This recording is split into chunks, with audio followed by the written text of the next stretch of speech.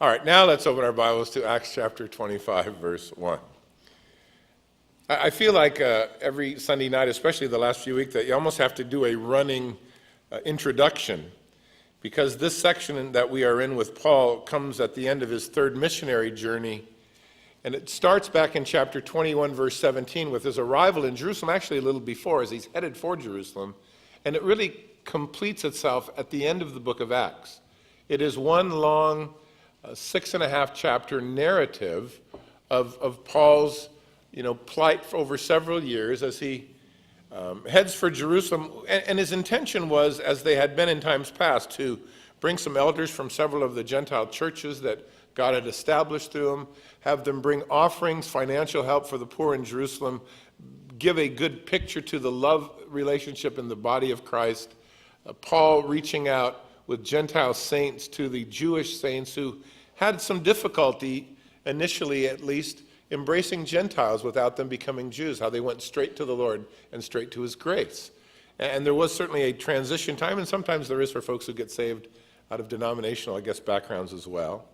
But every time as Paul was heading, or I shouldn't say at every stop as Paul was heading to Jerusalem, in a hurry to get there in about 7 or 8 weeks, he was told that there was trouble waiting. First there was trouble, then there was arrest, then there was worse, and he didn't care. He just felt like this is something the Lord wanted him to do.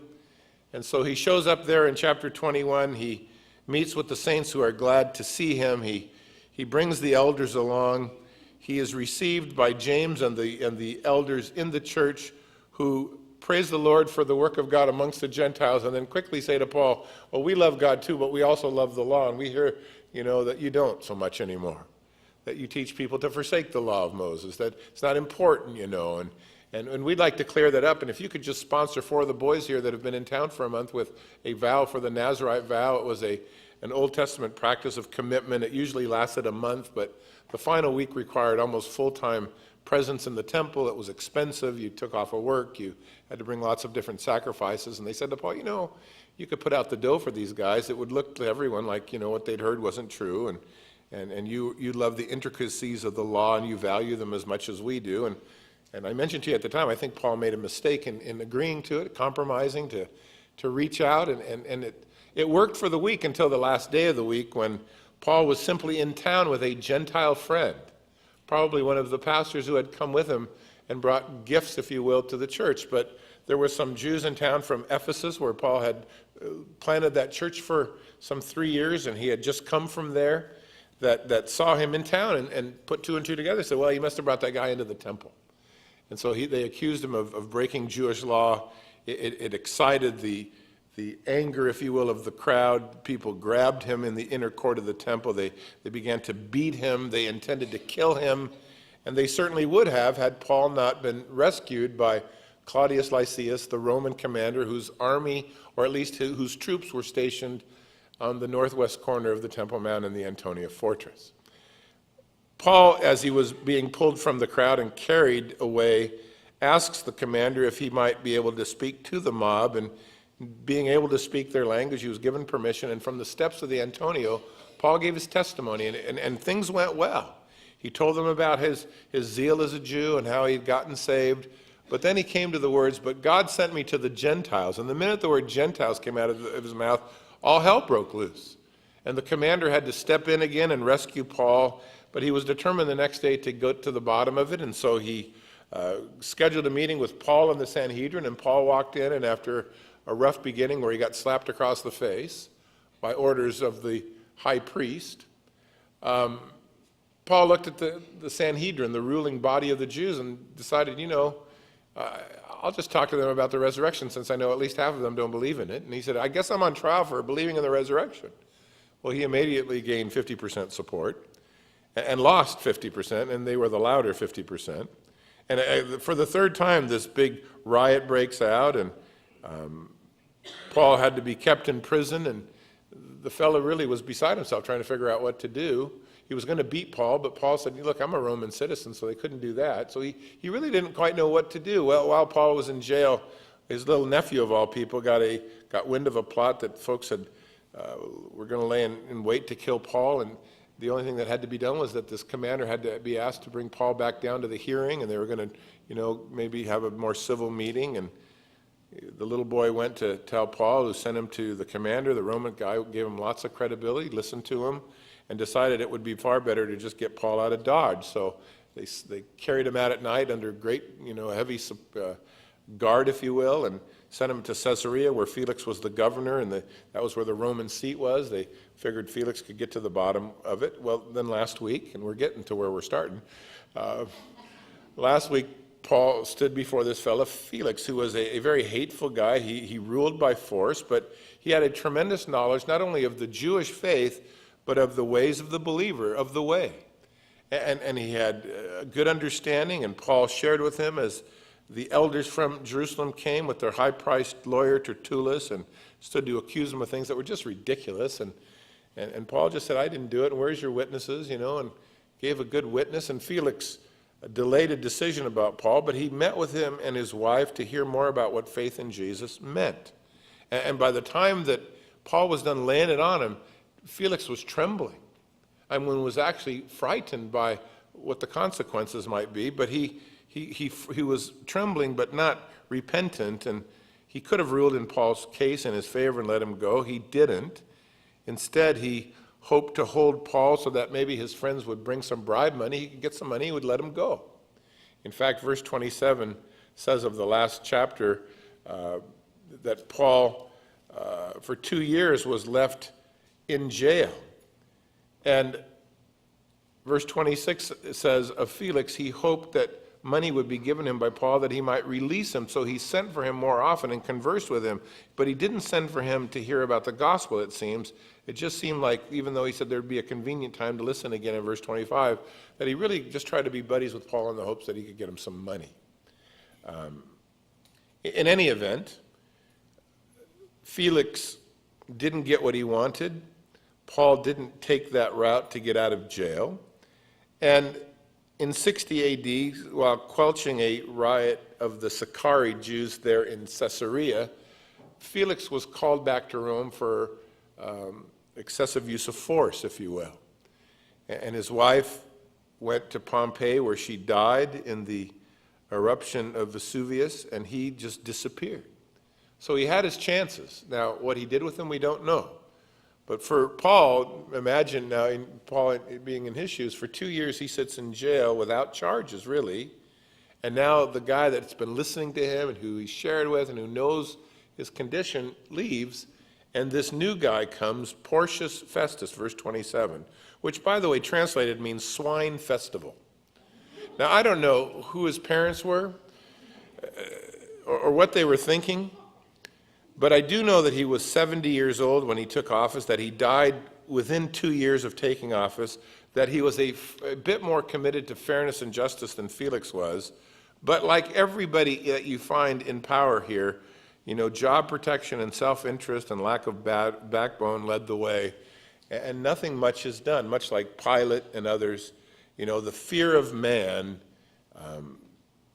almost writes their agenda for them, and so they either do the wrong thing or they do nothing at all out of that fear. So tonight we get to see Paul and Festus, and then as we continue on, we'll be in chapter 26 next week. But let's read verse 1. Now when Festus had come to the province after 3 days, he went from Caesarea up to Jerusalem. And the high priest and the chief men of the Jews informed him against Paul, and they petitioned him, and they asked a favor against him, that he would summon him to Jerusalem while they lay in ambush along the road to kill him. Now, Festus didn't seem to waste any time coming to work. Within 3 days, he was in Jerusalem for diplomatic introductions and to see the place for himself. He was an old codger. He knew about the predecessors that he followed, the problems that were, Jewish in nature, especially around Jerusalem. He was determined not to be overtaken by them. He'd been warned about the violence and the riots and the political pressure and the fanaticism. And I'm sure that as a 70-year-old fellow, he thought, well, I can handle it. I've seen absolutely everything. And so 3 days down, he went to town to go, here's the new sheriff in town. And he came here, I'm sure, to get off on the right foot. The high priest Annas, who we read about last week, had died. Jonathan, his predecessor, had been killed by Felix because Felix didn't like him. And now there was a fellow named Ishmael who was the high priest. Didn't matter who it seemed was the high priest. The hatred in Jerusalem for Paul had not waned at all after 2 years. And the council now sees a new ruler and hopes, well, maybe we can use him for our own purposes. He's trying to get off on the right foot. Let's demand something of him. And they immediately go after Paul. I mean, roots of bitterness have ran very deep. And to kill him had been their agenda for years.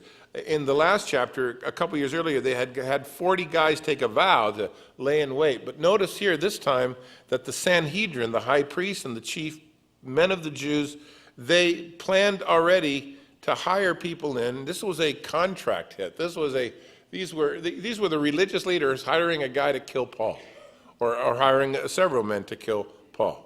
And so after Festus has been around, they said, hey, it's nice to meet you. Glad to have you. Would you do us a little favor? Be most obliged. Great. You've got this prisoner in Caesarea. We'd like to try him here in the Sanhedrin. And if he agreed, then they could ambush him along the way. But look how wicked things had become. Jesus had been rejected by this same council. He had been killed literally by this group. And for 25 years or longer now, the Holy Spirit had been reaching out to the nation with the gospel. And for the most part, the nation had refused. 10 years into the future from this chapter, Titus will roll into town with the Roman army, the 10th Legion, and they will absolutely level Jerusalem, and the people themselves will lose a home and a nation or a place to call home, and for the 1878 years that will follow, they will have no place to call their own. They will be dispersed throughout the world. There will be no temple. There'll be no sacrifice. There'll be no Sanhedrin. There'll be no high priest. But look how they're doing 10 years out. The plotting, the spending of religious dollars to hire hitmen, the lying lips, the hateful ways, the political charades, the religious leaders pretending in plain view, and their time is running out. Judgment was coming soon to these men. Well, Festus answers in verse 4 and in verse 5 that Paul should be kept at Caesarea and that he himself was going there shortly. Therefore, he said, let those who have authority among you go down with me and accuse this man to see if there is any fault in him. Now, Festus's answer, I think, represents the fact that most of the Roman justice system that you can read about was fair and just in its process. Oh, they weren't good, mind you. And they would demand of you worship Caesar or die. But they applied that fairly across the board. Wicked people. But they tended to not be pushed around by special interest groups. We don't know if this fellow Festus knew of Paul at all. If he was 70, I would think that he would have had to hear about him. But he did know that if the case was before the Roman court, it wasn't going to be sent to a lower court for review unless he signed off on it. And so Festus was, willing, but he was wary of them. He knew their reputation, and so he wanted peace, but he couldn't let himself be manipulated. And after all, Rome ruled the world, not Judea, not Jerusalem, not the Sanhedrin. If you have a case, you can come see me in my court when I'm there, and I'll be home in a few days. In fact, verse 6 tells us that he stayed there for 10 more days before going home to Caesarea. And then the next day he sat in the judgment seat and commanded Paul to be brought. So he has a meeting with these guys. He goes there to start off on the right foot. He's immediately accosted by them with a favor. And I think he hung around 10 days in Jerusalem on their dime, I suspect. I'll bet they took him to the theater. I'll bet they bought him dinner. I'll bet they gave him the temple tour. I'll bet they give him all their history. Oh, yeah, that's fine. And, maybe these guys would chill out, but they didn't. And so the day that he returns to Caesarea, they returned with him that day and immediately wanted to level their unwarranted charges against Paul. It's the kind of hatred only religious people have. I mean, it doesn't die. It doesn't go away. It's the old Hatfields and the McCoys, It's the kind of hatred you find in Ireland. It's the kind of stuff you find in the Mideast, in the tribal wars in Central and South Africa. You just can't seem to get rid of them. It just lasts. And it did here with Paul. He's guilty of preaching the gospel. That was it. And here, years later, guys are just, they'll give everything they have. They have to come 55 miles again, 60 miles to level their charges, and nothing really has changed. So he sees them the next day in the judgment seat, which, by the way, was in the amphitheater on the coast that is still there. And if you ever have a chance to go to Israel on our tour, it's the first stop that we make. It was the official seat of the judgment seat there in Caesarea. It was the first movement on Paul's case after 2 years. Now, you put yourself in his shoes and you compare that with, Lord, I've been praying for like 2 weeks. It's 6 weeks. Paul's been at it 2 years after being on the road for 2 decades, and nothing's happening. And Paul just goes, well, just stay here and I'll write books about faith and hope and joy and send them off to the saints. He was a real profitable guy during this time. But what a tough place to be as a believer, not really understanding what's going on, although the Lord had told him he would go to Rome. Verse 7, when he had come, they called for Paul. The Jews who had come down from Jerusalem stood about and laid many serious complaints against Paul, which they could not prove. And while he answered for himself, neither against the law of the Jews or the temple nor against Caesar have I offended in anything at all. So the accusers come in droves. They don't necessarily, it seems, bring a high-priced lawyer. Guess he got fired. But the evidence was just as thin, if not non-existent, as it had been the last time. But, if a lot of people lie, maybe someone will believe. Well, this new governor wasn't caving in, and Paul's defense was the same as it was last time. Yeah, I didn't do any of that. Where are their witnesses? Yeah, I didn't do that either. Nope, didn't do that. Where are the witnesses? Where are my accusers? Now, this is the 3rd year this mess is going on without resolution, and you would think that Paul would wake up every morning and go, Lord, how long? Could you fix this? I think Felix had been his great hope. Guy's going to get saved, going to let me go, going to be a champion of the faith. No. He leaves. And now here's, Paul back to square one, this time with a guy who knows nothing of Jewish culture, knows nothing of Christianity, a real political guy, doesn't know about the Jewish politic, and he didn't know anything about Paul or his case or faith. Bunch of baloney. Would he let him go? Festus, verse 9, here's the sad answer, wanting to do the Jews a favor, answered Paul and said, are you willing to go up to Jerusalem and there be judged before me concerning these things? In light of the evidence and his better judgment, Festus chose a politically expedient agenda. It was true that much of what he heard was over his head. In fact, in verse 20, we will read him saying, I don't really get the questions about what's going on about these matters. It was true that, Festus seemed to be kind of confused about what maybe the issues were. But verse 25 will say he knew that Paul was innocent. So Festus wanted to do favors, political favors, and he's going to use an innocent man to gain those for himself. Hey, Paul, let's talk about this. This sounds like a religious issue, not a civil one. Look, would you agree to a change of venue? I'll come down there and preside over the case. You'll be tried before me, but we'll do it there in Jerusalem. Would that be all right with you?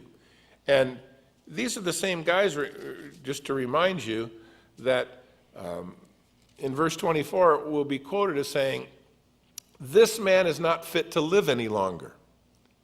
In other words, they don't want a trial, they want an execution. Paul, would it be all right if we went down there and had a trial? Now, we'll come back to that in a little bit, but suffice it to say that like Pilate and like Felix and like countless other guys, they, out of the fear of man or the need to please themselves, use others and don't do the right thing. Paul, what do you think? What would you say? Well, Paul wasn't short on words. And he said in verse 10, I stand at Caesar's judgment seat where I ought to be judged. To the Jews I've done no wrong, as you very well know. If I am an offender or I've committed anything deserving of death, I do not object to dying. But if there's nothing in these things of which these men accuse me, then no one can deliver me to them. I appeal to Caesar. And Festus, when he had conferred with the council, answered, you have appealed to Caesar, then to Caesar you shall go. Now, I love Paul's, he is so patient So, such a man of faith, but he also is able to speak up when he needs to. And after 2 years, I suspect he'd had enough. You know, this was a cheap trick that was beneath even a Roman governor, and it violated Roman justice. And I think Paul was tired of being the political pawn in everybody's, chess match. So he plays his ace in the hole. Every Roman citizen had a right to appeal his case to Rome. So that if you didn't think you got a fair trial, if you thought that things were shaded, you thought things didn't go well, you had an ace in the hole. As a Roman citizen, you could say, I want to take this, to the Supreme Court, if you will. And Paul says to this guy, you know I'm innocent. You also know what would await me there. Verse 24, he said, you know that they're going to kill me there. That's what they want. That's what you hear. If you don't want to render a fair judgment, fine, then I want to exercise my right and appeal my case to Caesar.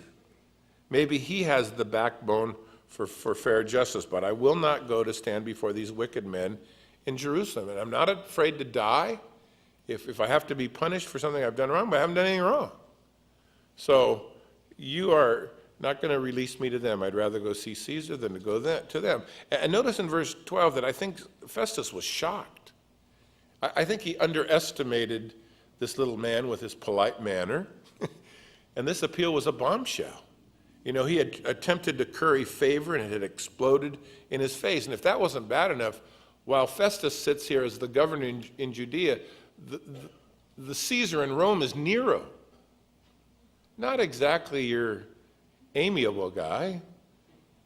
Not exactly a fellow with a lot of sense. Historically, the first 5 years of Nero's rule, he was a very level-headed and fair man.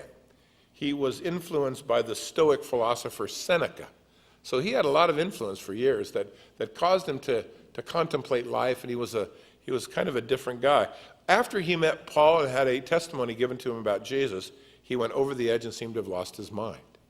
He made his decision, it seemed, that day. But let's go back to Festus. Festus has been on the job 2 weeks. This is his first case. He's been sent to replace a guy who can't handle his temper.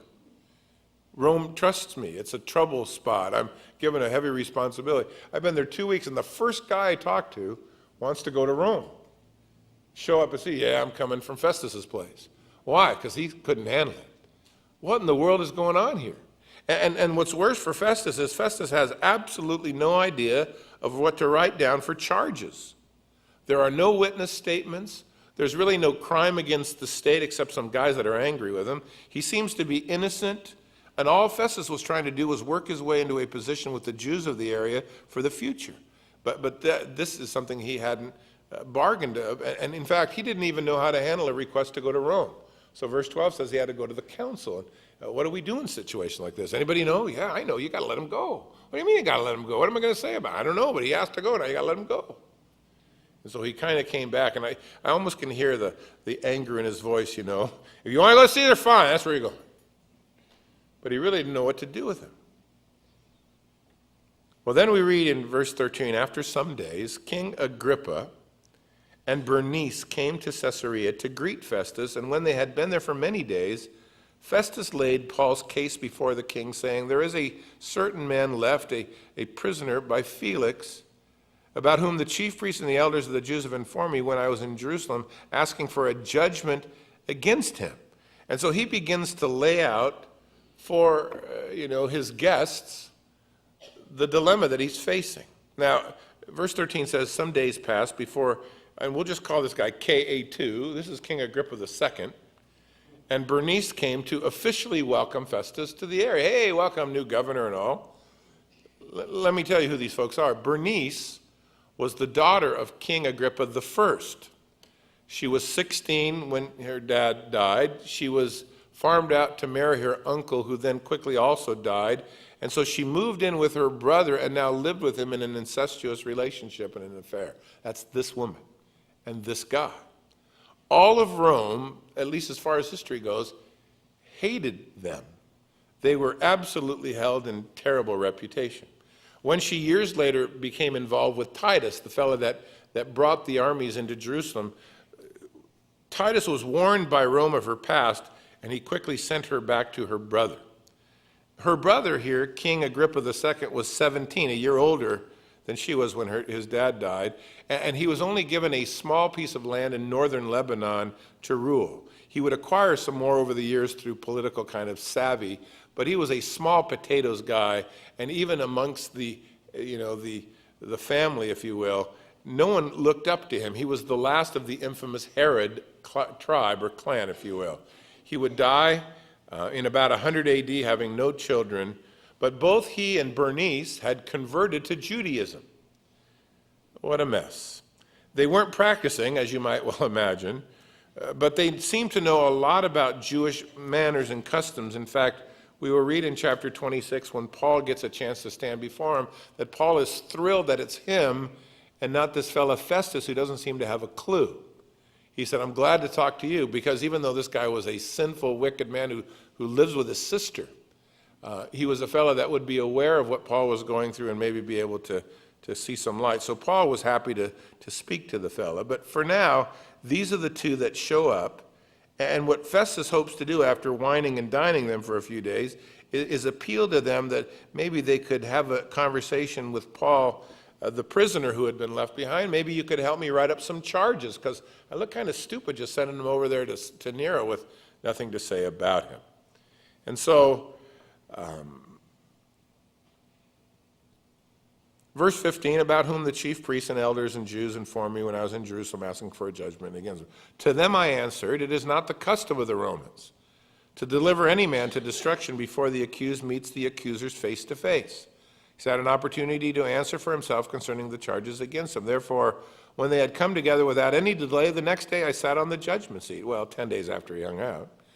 And he commanded the man to be brought in, and when the accusers stood up, they brought no accusation against him of such things as I supposed. But they had some questions about him and about his religion and about a certain Jesus whom had died, whom Paul affirmed to be alive. And because I was uncertain of such questions, I asked whether he was willing to go to Jerusalem and be judged there concerning these matters. But when Paul appealed to be reserved for the decision of Augustus, I commanded him to be kept until I could send him to Caesar.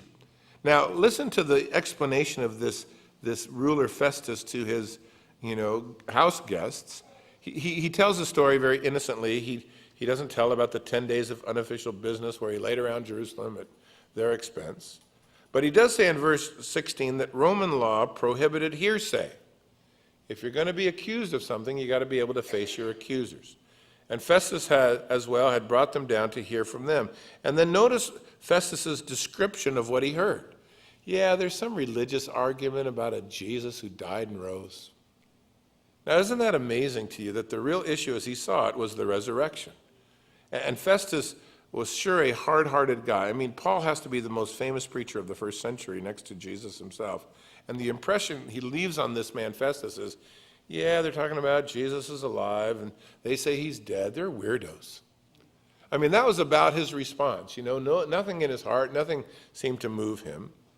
But he said in verse 20, since I seemed in the dark about all of these religious things, I thought it'd be good if we could just work it out there in Jerusalem. But the minute I suggested it, Paul instead appealed to Caesar. And boy, was I surprised. So, I don't know what to send him now, as far as charges. And do you think you could help out? I'm sure that King Agrippa II had heard of Paul over the years, since Paul was so actively involved, and his father certainly was with Jesus and all, that he would have looked forward to hearing from this man, if nothing else from an amusement standpoint, if he was a wicked-hearted guy like I suspect he was. But verse 22, Agrippa says to Festus, I'd like to hear the man myself. And Festus, yeah, tomorrow, you'll hear him. Tomorrow, we'll set it up tomorrow. Cool. Now, all of the Herods were involved in some way with the early church. Herod the Great killed those little children in Bethlehem. Herod Antipas murdered John the Baptist. King Agrippa I killed James. Now, Paul stands before King Agrippa II, and he's the last guy. Good riddance to these guys. Hell probably ain't hot enough, unless they repented. Well, the next day, verse 23, when Agrippa and Bernice had come with great pomp and had entered into the auditorium with the commanders and the prominent men of the city, at Festus's command, they brought Paul in. So in the morning, they all come to the amphitheater. By the way, his dad had died in this amphitheater, eaten with worms. Remember that guy? Because he was treated as a god by those from Tyre and Sidon, and he liked it. Well, these guys are not too far from the tree, you know. They come in with royal pageantry, and Festus is piling it on. And, you know, the pomp of man and flesh knows no limits. And I suspect Paul was very underdressed for this occasion as a prisoner in his third year. You know, according to history, Paul was described as a short man with bowed legs and a hooked nose and little hair and bulging, weeping eyes. Not exactly a threatening personality. But Paul looked at all this stuff and went, yeah. You know, he'd seen Jesus in heaven. I don't think this was impressing him.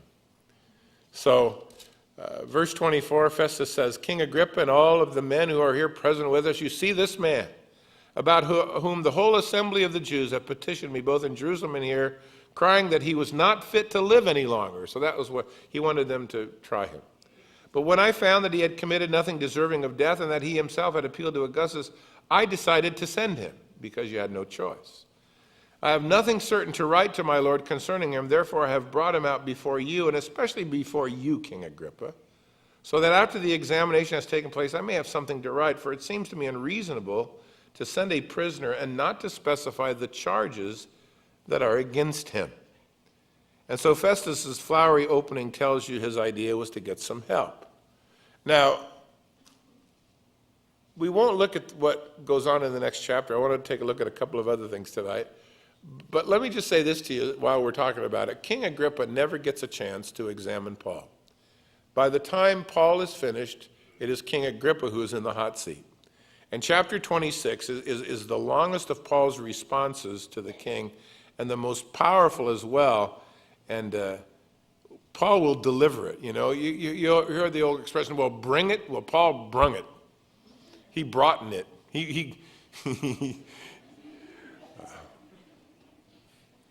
You know, had Festus just said to Paul, Paul, you don't need to appeal to Caesar, man. I'm ready to let you go. That would have been fine. Why didn't he do that? He didn't do that because he wanted to protect his job. He was afraid of the Jews that were standing there crying out all kinds of accusations. And he wanted to gain their favor and not lose face. After all, he'd only been there 14 days. And so Paul had no choice but to use his plight. Turn with me, if you will, for just a few minutes to the book of Proverbs, chapter 29, verse 25. Because, and it might be a good place just to take a look at for a few minutes, since we still have Agrippa to deal with, and which, by the way, is Paul's last, really, response. The rest is going to be Paul's trip to Rome. But in every one of these cases, starting with Pilate even, or for that matter, many folks in the Old Testament, there is this tremendous fear of man that keeps them from doing what's right. And this proverb is so powerful because it says the fear of man will bring to you a snare, but whoever would trust in the Lord, they'll be safe. The fear of man brings a snare. The word snare means a trap. And it does interest me that you can become trapped when your greatest concern is what other people think. That worrying about what people might respond to you, especially as a Christian, that it can bring you to a place of tremendous bondage. If I fear, if I'm worried, if I worry about rejection or judgment or peer pressure, you know, Solomon writes here, there are plenty of folks who are more concerned with what man thinks than what God might think. And so they have more of a fear of man than a fear of God in their hearts. Jesus said to the disciples there in Matthew 10:28, you shouldn't really fear those who can kill your body but can't kill your soul. In other words, if you're really going to pick the right person to fear, pick the one that can deal with you after you're dead. You know, because he goes on there in Matthew and he says, you know, they can destroy your body, but that's it. You should rather fear him who's able to destroy both body and soul in hell. That's a pretty powerful statement. I'm more powerful than they are. That's literally what the Lord said. And if you're convinced of that, then the fear of man doesn't dominate your spiritual life. It doesn't even enter into the equation. This fear of man, though, as you go through the Bible, has led many folks to tremendous sin. You know, Aaron was left with the people while Moses went up to receive the law. And you know the story there in Exodus 32 about how the people began to be restless, and they started to demand of Aaron, to take them back to Egypt. And then, we don't know Moses, and we certainly don't know where he went or if he's coming back, and what are you going to do about it? And we want a God, we want the gods that we're used to. And Aaron gave in. He was afraid of man. He wasn't afraid of God. And so he said, well, give me your jewelry. And he put it in the fire, and he made this golden calf, and the people were worshiping and all. But when Moses came tearing down the mountain, the first words out of his mouth in verse 21 of Exodus 32, he said to Aaron, what did this people do to you that you've brought such a great sin upon them? What did they say? What did they threaten you with? What did it take for you to give in? And he tried to be spiritual. He said, look, don't be mad at me. You know this people. They are set upon evil. And they said, make us gods. And so we threw the gold in, and out popped this golden cow. Really, what am I doing? It was a miracle. Fear of man.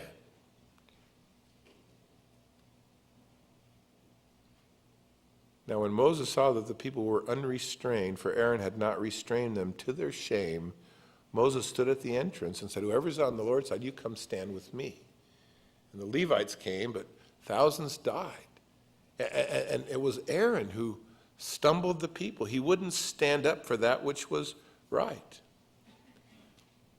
When Saul was made king and Samuel was the prophet, Samuel said to Saul, now, whenever there's an invasion or a war or you want to hear from the Lord, as a priest, though he was also a prophet, I will go in and make sacrifice at the tabernacle, and then we'll seek the Lord's guidance, and then you'll go and serve him in whichever manner he says. And so there came a time when there was a tremendous battle to be fought there in 1 Samuel 13. And there was a week in between that they had made an agreement that they would meet, that there wouldn't be any action until the Lord was sought. And Samuel came towards the end of that week, almost at the last minute. But the Philistines were gathered at Mishmash, and they were leaning on the people. The people were afraid. And Saul said, we got to wait, for the man of God to come and take his place as a priest. But when Samuel didn't come in Saul's time frame, fearing the people, Saul went in and started making offerings in a place he didn't belong, where God hadn't called him. And when Samuel showed up, he said, what are you doing? He said, oh, the people.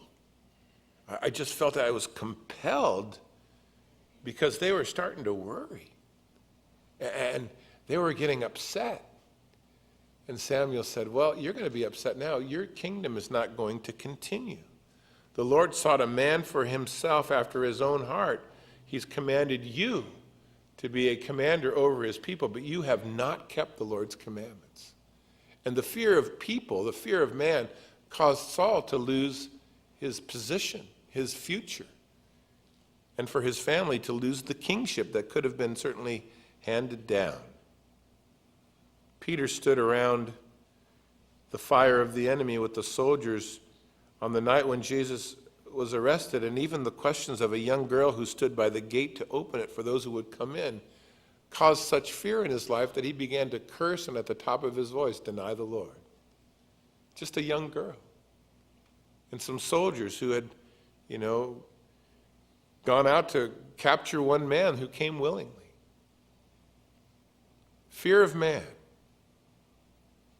Peter later on in Galatia, as men were coming from James in Jerusalem and this whole Jewish Gentile salvation deal, and there were hard feelings and difficult times. And when Paul heard that James's fellow was coming, he moved from the hamburger table to the kosher table. And it stumbled Barnabas, and it stumbled a lot of other people, and Paul went, look, if you believe what God has said about freedom is freedom, then be free. But don't live this duplicitous life. Pilate was so afraid of being reported by the Sanhedrin, if you don't kill him, you're no friend of Caesar's, and that he allowed an innocent man to be turned over to a crowd for crucifixion, all because he was afraid. And here's Festus. The fear of man brings a snare. It brings great sin. It brings great destruction. It keeps a lot of people from getting saved. I had a friend who who honestly every week we'd drag him to church and he'd be convicted and he'd be in tears, and you just saw you could almost see his whole demeanor change. And then when it came time to go forward, he wouldn't go. And I'd say, well, what's your problem, man? He said, if my mom and dad knew that I was going to go get saved, they would be so mad. And I thought, yeah? And? Hell, parents, I'm going to get saved. We'll work it out, the parents. I can't imagine it's going to be worse than hell, you know? My friends will laugh at me. Well, they'll call me names. You read in John chapter 12, John writing about the Sanhedrin, about the council, that many among the rulers believed in Jesus, but because of the Pharisees, they didn't confess him, lest they would be put out of the synagogue, because they loved the praises of men more than the praises of God. How easy for us to just roll up and die. Especially in our culture today, where being a Christian is a pretty weird thing anymore. Especially one who actually believes in God, and who prays with faith, and who goes to church because he wants to be there, and who's morally upright, and who won't participate. Oh, why? Because I'm a Christian. Oh, a Christian, you're a Christian. That's right. I want to make sure Jesus is happy. I really don't care if you are. But if you'll never have a light shining in your eyes if I don't step up and stand up for my faith, God then won't be able to shine through me. I'll be hiding or in hiding. The fear of man can keep you from being a witness. You know, twice Abraham told his wife at the border with Egypt to lie about who she was so that they wouldn't kill him and take her, thinking maybe, they were married. Just tell him you're my sister. And twice he lied. Twice he was rebuked by a heathen king for his lying. And then his son did the same thing when he got older. Fear of man. King David fought a lion, fought Goliath, went to Gath, filled with fear, acted like a crazy man, spit up on himself, ran head flying into the wall. Hey, look at me. Because he was in the wrong place, doing the wrong thing, on the run, afraid of men. When he came home, he wrote in the Psalms, Lord, I'm so sorry. I never want to do that and shame you again. Elijah single-handedly killed 400 prophets of Baal, saw the Lord wipe them out, and then when Jezebel said, I'm going to kill him, out of fear of man, he ran. He ran into the deep part of the Sinai, and when he got there, he said to the Lord, oh, please just kill me. I know I'm the only one left. The fear of man will make you compromise your faith. It'll keep you from serving the Lord. It'll even have you acting foolishly when you know better. I really think that this incredible, and having gone to school in the bio-sci department, I really think the incredible growth or popularity or acceptability of evolution's absurdities is due in great part to the fact that nobody wants to be seen as unscientific. I mean, the evidence isn't there. Even smart people, if they looked, would know that. And one day the truth will come out, and someone will finally look at it all and go, hey, the king's naked, But on the other hand, the fear of man will get you to sign off on things that are absurd. And they're a trap. And for the Christian, they're terrible traps. We don't have to be ashamed of Jesus. He's not ashamed of me. He took me in. He wants to associate with me. He calls me his child. I think that was a bad call. But he loves me. He loves you. The last part of that verse says, if you trust the Lord, you're safe.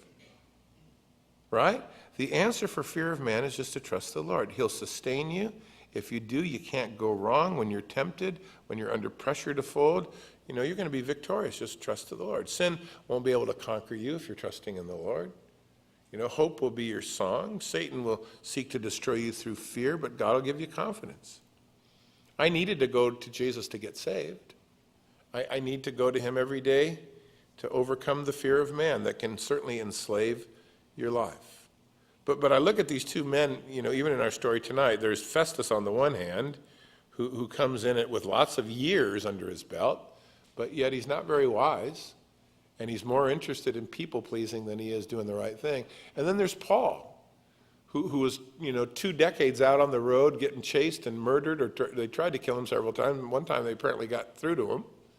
The Lord sent him back. 2 years in jail for doing absolutely nothing wrong. He could have bought his way out at any time during those 2 years, chose not to do so. Going to let God do the work. And here's one guy that is free, Festus, but he's really in bondage, isn't he? And then there's the other guy who's in jail, who's absolutely free, totally free to serve the Lord. One bound in fear, one absolutely free. And if you look at them through God's eyes, pretty interesting picture as now Festus is begging this horrible man and his weird sister to help out with some charges. Now next week we're going to go through chapter 26, just the first 18 verses, because Paul gives his testimony again, but in such a way that, oh man, I'm telling you, you're going to love it. It's the last recorded sermon of Paul's in the book of Acts. From then on, we'll have little bits and pieces, but we won't have a succinct kind of message from Paul to a certain audience. So don't miss it. Read ahead. And in a few weeks, so if you have any questions, we'll be taking those as well. Father, we thank you tonight as we sit together for this ongoing narrative of Paul's experiences as he shows up in Jerusalem and all of these things that we've talked about transpire. And Lord, so we take the story in pieces and we look to learn from them. And we think about Paul's patience and waiting and unanswered prayer, which I'm sure was offered up daily. Lord, send me to Rome now. Clear my name. Set me free. I'm sure he thought about the 20 years of constantly being on the road. And Paul was a goer, and for him to sit in house arrest, chained to soldiers, must have been horrific for him. And yet he was able to rest in you, write many of the epistles, and be useful to you, even in that place of unfair captivity. But Lord, all of the folks who are in charge, or those that are free, from the accusers to the governors, folks holding out for bribes, others holding out in fear, others looking to be politically expedient, and none of them doing the right thing. And in the midst of that sits your child, Paul. And he can do nothing more than just trust you, Lord, and know that you said you're going to see Rome. And now he's had to appeal to go there. And so you'll send him. But Lord, we think of his faithfulness to testify to Festus, to testify to Felix, to lay it out for King Agrippa and his sister. Whoever the audience is, they get the same message. They get the same hope. May we be those that are willing, even in times when we feel like we're not being fairly treated, to still be faithful to you. And may the fear of man never move our hearts. And if tonight that's you, and if you're worried about what people think, I think you got to pray, Lord, let me be free from that. Because the only safety you're going to find is if you just say to yourself, I'm going to please the Lord. I'm not going to be offensive. I'm not going to go out of my way to be hurtful. I certainly don't want to challenge folks in their sin. Paul didn't seem to do that with any of these guys. He just told them about Jesus. Pointing sin out is kind of a useless endeavor. Man knows. Paul laid out how sin could be dealt with and how man could be free. If you need prayer tonight, come and pray. Pastors would love to pray with you. If you're not saved tonight, even this morning we had several folks come and give their life to the Lord. If you need to be saved, if you need God to forgive your sins, if you want to know that you're going to heaven if you were to die tonight, if you want to know that for sure, then come and let us pray with you and tell you about Jesus and why he came. And then you can go over to the fellowship hall and have something to eat and something to drink, fellowship, get to meet some folks. May the fear of man not control you this week. May you just have a reverent fear of the Lord. And may you stand up for his name in this life. He will stand up for you then.